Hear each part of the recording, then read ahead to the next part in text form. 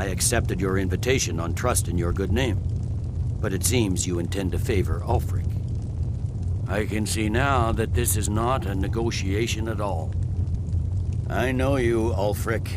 If I hand over Markarth, you'll be ready with a new demand.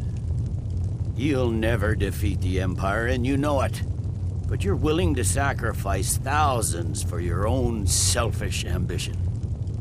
Soon enough, I'll have you back under the headsman's axe, and this time there won't be any dragon to save you. As always, the Empire's fine words are worth nothing. Stop! Are you so blind to our danger that you can't see past your petty disagreements? Here you sit arguing about nothing, while the fate of the land hangs in the balance. Is he with you, Delphine?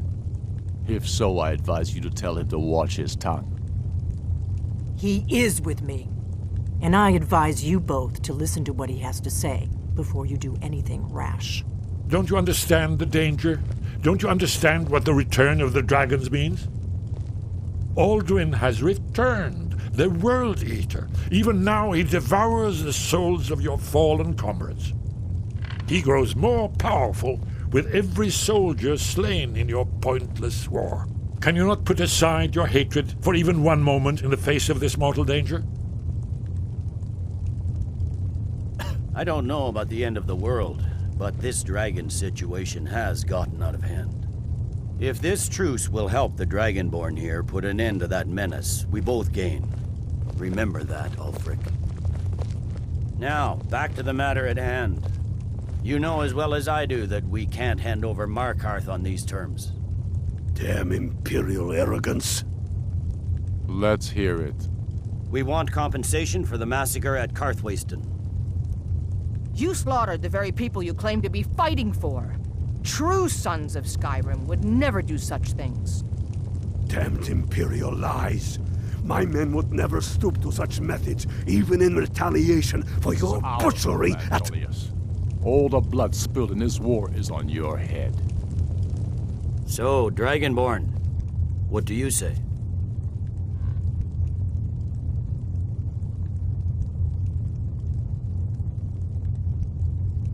Well said. For once you'll actually pay for your crimes. I suppose that's the fairest deal we're likely to get. It seems we may have an agreement. Jarl Ulfric, General Tullius, these are the terms currently on the table. Markarth will be handed over to Ulfric's forces, Jarl Igmund will step down, and Thongvor Silverblood will become the Jarl of Markarth. The Stormcloaks will withdraw from the rift, allowing Imperial troops unhindered access. Jarl Leila Lawgiver will step down, and Maven Blackbriar will become the Jarl of Riften. The Stormcloaks will pay appropriate compensation for the massacre at Karthwasten. You both agree to this? The Sons of Skyrim will live up to their agreements, as long as the Imperials hold to theirs. What about you, Elisif? Are these terms to your liking? Speak up! I'm sure General Tullius is waiting to do your bidding. I have nothing to say to that murderer. General, you've proven yourself a good friend to Skyrim. I continue to trust that you will do your utmost to safeguard our interests. Thank you, Jarl Elisif. I appreciate your loyalty. The Empire can live with these terms, yes, for a temporary truce, until the dragon menace is dealt with. After that, Ulfric, there will be a reckoning.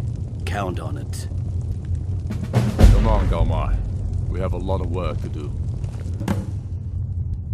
Giving up Markarth is a heavy price for this truce, Dragonborn. I hope it was worth it. Jarl Balgruf, I assume you are familiar with the Dragonborn I'm afraid plan. there's a problem. A serious one. I've discovered who the Greybeard's leader really is. He's a dragon. Not just any dragon, but the right hand of Alduin, responsible for many atrocities during the Ancient Dragon War. The Blades have been hunting him for centuries, but he was protected by the Greybeards, and then the Emperors. Justice demands that he die for his crimes. Until he is dead, I'm afraid my oath as a blade prevents me from offering you aid and comfort. I anticipated the problem. While you were arranging this meeting, I was busy in the library of Skyhaven Temple, an unguessed trove of lost lore. But the important thing is that the blades recorded many of the names of dragons they slew. Cross-referencing this with Delphine's map of dragon burial sites, I believe I've identified one of the dragons that Alduin has raised up. Don't you see? The names of dragons are always 3 words of power, shouts. By calling the dragon with a voice, he will hear you wherever he might be. He's not compelled to, but dragons are prideful by nature and loath to refuse a challenge.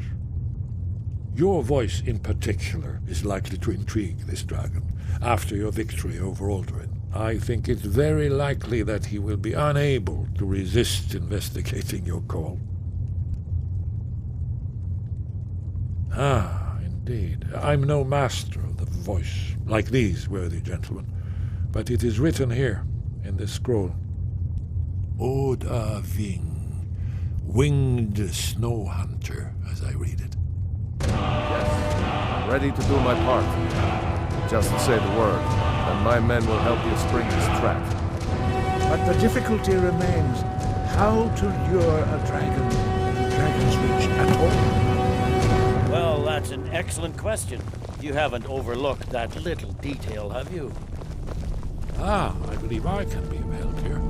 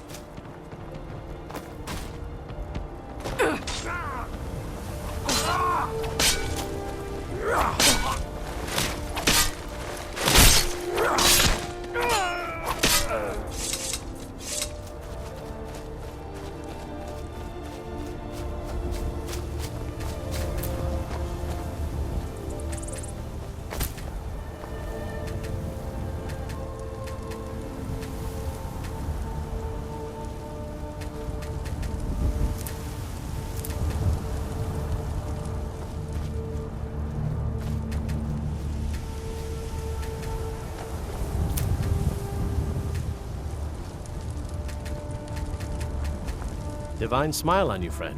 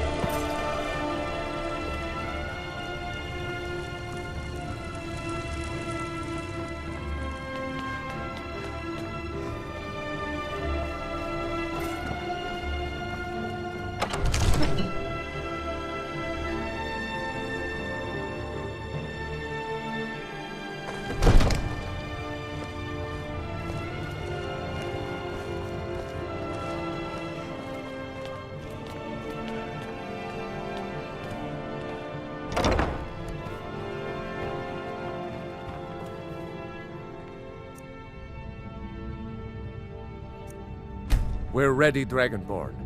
Just say the word. As I promised, my men stand ready. The great chains are oiled. We wait on your word. My men know what to do. Make sure you do your part. I'm putting my city in your hands.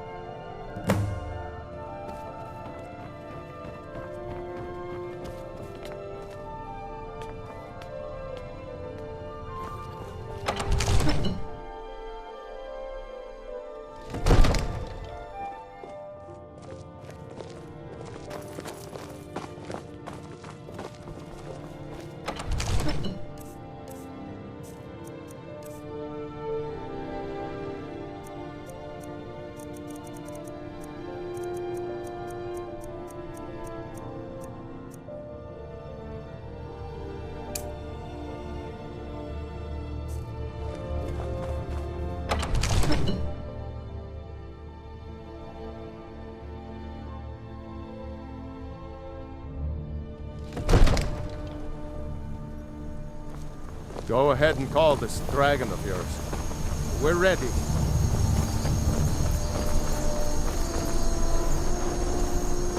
Good thing!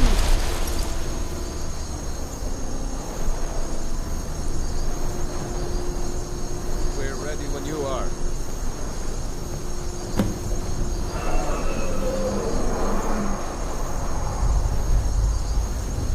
Hear that?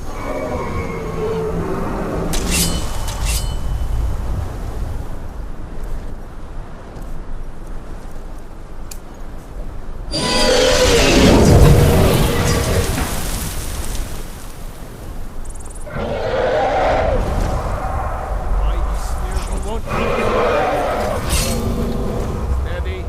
Steady now. Keep under cover until it's down.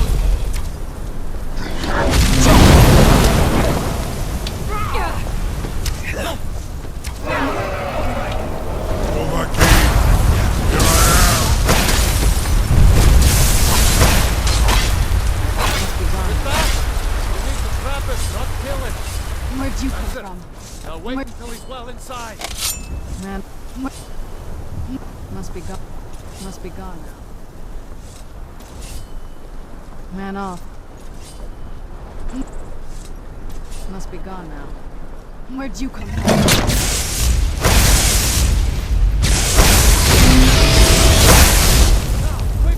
Where'd you come from?